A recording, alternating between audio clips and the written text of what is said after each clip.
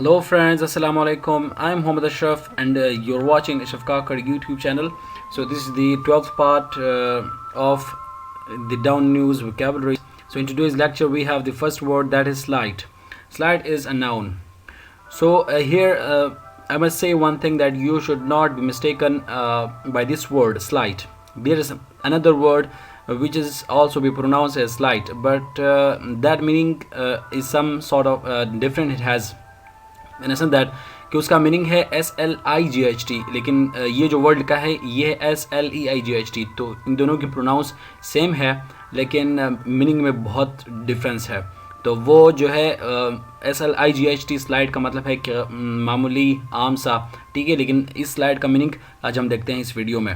तो ये basically noun है and its meaning is the use of dexterity और cunning especially so as to deceive, ठीक है, मतलब कुछ ऐसी हैरानकुन या फ़न करना कि जिससे सामने वाले बंदों को धोखा दिया जाए, ठीक है, that they must be shocked by your actions.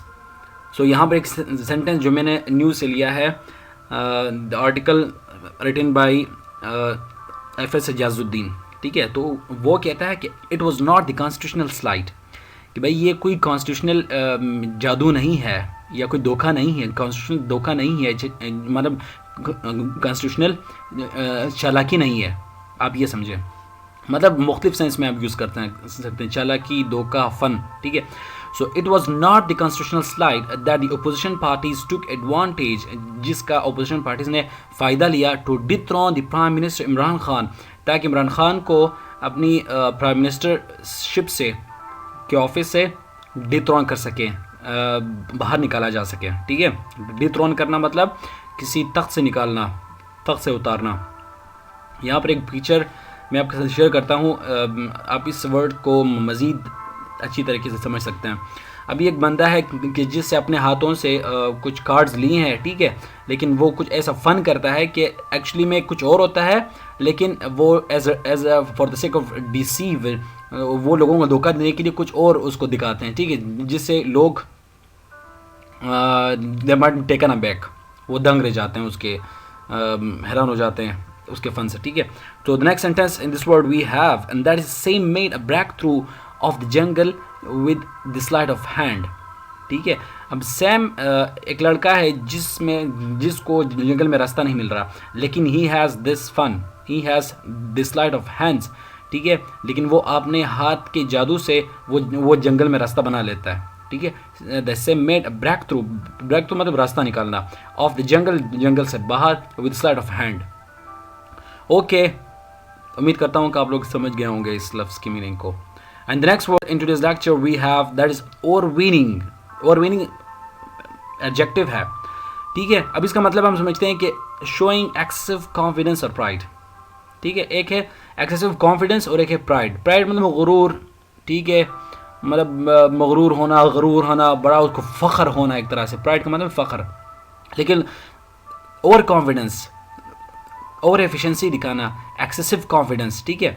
तो इसकी एज ए सिनोनिम के तौर पर भी आप इस वर्ड को यूज़ कर सकते हैं, ओवरवीनिंग। So the sentence I have today's lecture, that is Amjad failed to pass the exams due to his overweening confidence, ठीक है। बाज़ लोगों को आदत होती है ना, लेकिन वो पढ़ते हैं, मेहनत करते हैं, लेकिन चूंकि उसकी और कॉन्फिडेंसी की वजह से और एफिशिएंसी की वजह से वो फिर नाकाम रह जाते हैं एंड ऑफ द डे, ठीक है। अब इस पिक्चर में आप देख सकते हैं कि एक बंदा है, एक man who is sitting in his office, might be he has achieved some sort of achievement, लेकिन just because of his overweening attitude, ठीक है, जिसकी वजह से बाद में उसको पछताना पड़ेगा, ठीक है। so this attitude is not suitable for a person to perform or to show over. So the next sentence we have that Asiya has overweening attitude towards the poor of the society. ऐसी एक female है कि जिसकी attitude माशरे के गरीब लोगों की तरफ ओवरविनिंग है, और में नफ़रत अंगेज़ या बड़ी वो लोगों से अपने आप को बिल्कुल डिस्टिंक्ट पेश करती है कि भाई ये जो लोग हैं ये बिल्कुल मेरी तरह नहीं है, मैं तो भाई सबसे अलग हूँ और सबसे बरतर हूँ, ठीक है। तो जिसकी वजह से वो अपने अंदर एक नफ़रत सा पैदा करते हैं लोगों के बारे में। तो यहाँ पर भी आप वर्ड यूज़ करते हैं overweening. So the next word that is affluence. Affluence word को भी आप मुख्तलिफ अच्छा, तो एफ्लुएंस एज नाउन के तौर पर यहाँ पर यूज़ हुआ है, ठीक है, लेकिन इसको हम एज एन एडजेक्टिव के तौर पर भी यूज़ करेंगे इसको, और फिर समझेंगे कि इसकी क्या शक्ल बनती है एज एन एडजेक्टिव। इसका मीनिंग है कि the state of being a great deal of money और वेल्थ।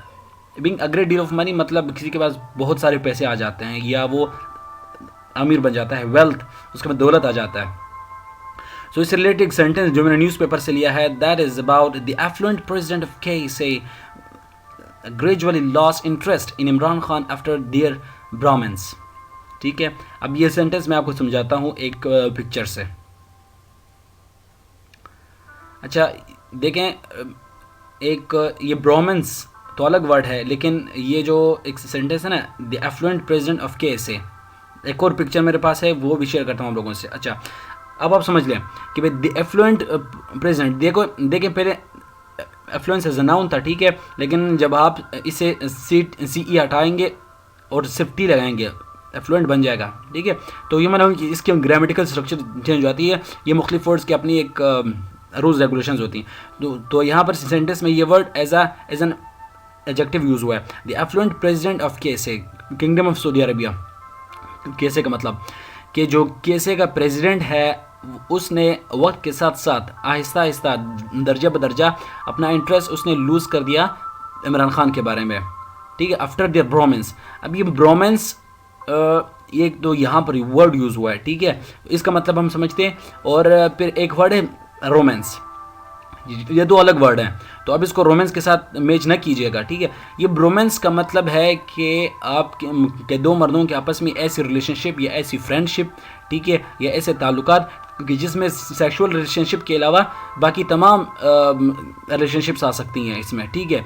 सो मतलब कोई टीचर भी हो सकता है, दोस्त भी हो सकते हैं, फ्रेंड्स भी हो सकते हैं, मतलब कुछ भी हो सकता है except the sexual relations of two man with each other. लेकिन इसके बरक्स एक वर्ड है रोमांस, ठीक है, लेकिन वो रोमांस जो है वो that can be between two man और मैन और वुमन, ठीक है, मियाँ बीवी का वालिद। खैर कर जो रोमांस वर्ड है वो तो पॉजिटिव सेंस में यूज़ नहीं हो सकता, लेकिन ये ब्रोमांस वर्ड है जिसका मतलब अभी मैंने बता दिया, ठीक है। तो आप समझ लें कि देखें जो स्टार्टिंग में KSA का प्रेसिडेंट आया था MBS मोहम्मद बिन सलमान, जो पाकिस्तान में विज़िट किया था, तो जो पाकिस्तान के प्राइम मिनिस्टर उन्होंने बड़ी ज़बरदस्त तरीके से उनको वेलकम किया था। तो उनके वेलकम करने का जो 3-4 दिन पाकिस्तान में रहे थे, ठीक है, उनके वेलकम का उनकी जो इस्तकबालिया पाकिस्तान में हुआ था, तो जिस तरीके से, ठीक है, तो वहाँ पर एक शानदार तरीके से, तो इसके लिए एक वर्ड यूज़ है ब्रोमेंस। अब आप जो ना ब्रोमेंस को भी यूज़ कर सकते हैं इसकी तरह, ठीक है। तो the next word that is suspect. अब ये सस्पेक्ट को तीन तरह से मैंने यूज़ किया है, that is verb noun as an adjective, ठीक है। पहले एज नाउन की तरह हम देखते हैं इसका क्या मतलब आता है। अच्छा, सस्पेक्ट का मतलब है कि हैव एन आइडिया और the impression of the existence, presence और truth of something without certain proof. As a verb के तौर पर कोई भी आप चीज़ यूज़ करते हैं ना, मतलब आप फेल ज़ाहिर करते हैं, एक्शन ज़ाहिर करते हैं, ठीक है, मतलब शक करना, गुमान करना। सस्पेक्ट का मतलब कि भाई आपके जहन में कोई आइडिया या कोई ऐसी ज़ाहिरी कोई ऐसे मनोखदशात हैं कि जिससे आपके जहन में कुछ शक पैदा हो जाता है, गुमान पैदा हो जाता है, लेकिन आपके पास कोई ऐसा सॉलिड प्रूफ नहीं है फ़िलहाल, ठीक है। तो ये सेंटेंस आप देख लें, if you suspect a gas leak do not turn on an electric light. जब आपको शक हो रहा है कि भाई इलेक्ट्रिक लाइट जो है, जब आपको शक है कि गैस लीक है रूम वगैरह में, ठीक है, कहाँ पर, तो उस हालत में लाइट जो है ना वो ऑन न कीजिएगा, ठीक है, जिसकी वजह से आजकल चूँकि सर्दियों का मौसम भी चल रहा है, तो जिस घरों में गैस की लीकेज होती है, ठीक है, तो वहाँ पर ध्यान करना चाहिए, क्योंकि अगर वो लाइट ऑन करेंगे जिसकी वजह से वो ब्लास्ट भी हो सकता है। अच्छा, एज अ वर्ब के तौर पर हम देखें इसका meaning, that a person thought to be guilty of a guilt, ठीक है, to be guilty of a guilt, offence और क्राइम।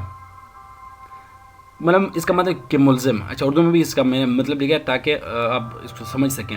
मतलब कोई बंदा किसी ऑफेंस, किसी जुर्म की वजह से, किसी क्राइम की वजह से, ठीक है, उसे पकड़ा गया हो। And sentence we have that is the police have arrested the suspect. अब ये पुलिस जो है ये कलेक्टिव नाउन है, तो कलेक्टिव नाउन हमेशा जो है ना हैव लेता है। हैव क्यों लेता है? क्योंकि प्लूरल वर्ब है, तो यहाँ पर हैज़ नहीं आएगा, हैव आएगा। The police have arrested the suspect, कि पुलिस ने मुलजिम को अरेस्ट कर लिया। एज एन एडजेक्टिव के तौर पर इसको देखते हैं हम कि not to be relied on और ट्रस्टेड, पॉसिबली डेंजरस और फॉल्स। मतलब कोई मशकूक शख्स, मशकूक चीज़, ठीक, कोई भी हो सकती है कि जिसके ऊपर आप ट्रस्ट नहीं कर सकते, ठीक है, जिससे किसी ख़तरे का या किसी झूठ का जो ना खदशा पैदा हो। Okay, the sentence we have here, that is the company is providing a suspect package to the customers. Company है वो जो उसकी कस्टमर्स हैं उनको एक पैकेज दे रहा है, लेकिन एक मशकूक पैकेज है, मतलब वो सच भी हो सकता है, झूठ भी हो सकता है। सही है। अभी एक जो सेंटेंस नंबर 1 था, इससे रिलेटेड मैंने पिक्चर अभी मैं शेयर कर रहा हूँ आपके साथ, आप उस सेंटेंस को वापस देखें, ठीक है, एज अ नाउन के तौर पर जब मैंने इसको यूज़ किया था, ठीक है। अब ये ऊपर लिखा है जो फर्स्ट सेंटेंस है, as a noun, if you suspect a gas leak do not turn on an electric light, ठीक है। और ये सेकंड पिक्चर रिलेटेड है to the second sentence as a verb, the police have arrested the suspect, ठीक है, क्योंकि police ने मुलजिम को पकड़ लिया। एज एन एडजेक्टिव के तौर पर ये एक बॉक्स है, ठीक है, मतलब कोई जादू की छड़ी या कुछ और पैकेज आपको मिला है, लेकिन जब आपने खोल दिया उसके अंदर कुछ नहीं था, या कुछ भी हो भी सकता है, कुछ नहीं भी हो सकता है, ठीक है। And the next word that is studs. Stud can be use as a noun और can be use as a verb. अच्छा, इसकी मीनिंग के ऊपर हम गौर करते हैं। फर्स्ट एज अ नाउन की तरफ, ठीक है, इसका मतलब है कि a large headed piece of metal that pierces and projects from a surface, especially for decoration or an establishment of where horses or other domesticated animals are kept for breeding. ये कोई मेटल का ऐसा object होता है जिसका surface बिल्कुल एक piercing type का हो, ठीक है। अभी एक चीज़ यहाँ पे देखें, एयरिंग्स, इसको कहते हैं एयरिंग स्टड्स। इसका मतलब है एयरिंग स्टड्स, ये जो बांदी होती है मुख्तलिफ फीमेल्स लगाती है अपने कानों में, तो उसको जो स्टड नहीं है जो कान के अंदर वहाँ पर पियर्स करता है, प्रोजेक्ट करता है, तो उस चीज़ को असल में स्टड कहते हैं। यहाँ पे एक और ऑब्जेक्ट है, इसका मतलब है कि स्टड लिंक चेन, जो मुख्तलिफ चेनें होती हैं, जंजीर वगैरह, तो एक जंजीर का एक कड़ी जो दूसरे में बंदी है ना, तो उस बंधने वाली कड़ी को कहते हैं स्टड लिंक चेन। और एक और चीज़ है, ठीक है, जो आजकल एक मॉडर्न फैशन भी है, लोग लगाते हैं अपने शर्ट्स और अपने कपड़ों पे, अपने स्लीव्स वगैरह पे लगाते हैं, जो बटन मिलते हैं, एक तो कपड़ों पे बनाए हुए बटन होते हैं, लेकिन एक साथ में मिलते हैं उसके साथ, उसको शर्ट स्टड्स कहते हैं, ठीक है, मुख्तलिफ डिज़ाइन के होते हैं। और लास्ट में जो इसका मीनिंग है, an establishment of where horses और other domestic animals are kept for breeding, जहाँ पर मुख्तलिफ एनिमल्स का, यहाँ पर तो एक पिक्चर है हॉर्सेस का, मतलब कुछ भी एनिमल्स आप ले सकते हैं कि जहाँ पर उनकी परवरिश होती है, वो वहाँ पर पले बढ़ते हैं, खाना पीना खाते हैं, ठीक है, तो इसको कहते हैं स्टड फॉर्म। ओके, अब देखिए स्टड एज अ वर्ब, कि वर्ब के तौर पर हम इसको केस यूज़ करते हैं, लेकिन ये सिंपल है। देखें, कोई भी चीज़ आपके पास हो, लेकिन उसको डेकोरेट और एगमेंट समथिंग विद मैनी स्टड्स और सिमिलर स्मॉल ऑब्जेक्ट्स। कोई भी चीज़ है आपकी, उसके ऊपर कोई डेकोरेशन वगैरह के लिए कुछ और के उसके ऊपर लगा दें, ठीक है। अब यहाँ पर एक पिक्चर है, देख, a dagger studded with precious diamonds, ठीक है, जो एक डैगर पुराने दौर में यूज़ किया जाता था और हर बंदा अपने पास रखता था, और उसकी कवरिंग को या उसके हैंड को या मुख्तलिफ साइड से उसके ऊपर डायमंड के स्टड्स लगाए जाते थे, ठीक है। अच्छा, इससे रिलेटेड कुछ वर्ड्स हैं जो सिनोनिम्स के तौर पर आप यूज़ कर सकते हैं, कि डॉटेड, स्कैटर्ड, स्पॉटेड, स्प्रिंकल्ड मतलब छिड़कना, कवेटेड, कवर्ड, फ्लैक्ट, पेपर्ड असल में जो काली मिर्च होती है, ठीक है, आप कोई भी चीज़ बनाते हैं खाने का, तो उसके ऊपर जो काली मिर्च छिड़कते हैं, ठीक है, तो उसके ऊपर आप यूज़ कर सकते हैं इस वर्ड को। फिर है spangled bejewelled. Okay, thank you so much for watching. मैं आपसे कहता चलूँ कि अगर आपने अभी तक सब्सक्राइब नहीं किया चैनल को तो काइंडली सब्सक्राइब करें, बजाएं, ताकि आने वाली तमाम वीडियोस आप तक बआसानी पहुंचती रहे। ओके, अल्लाह।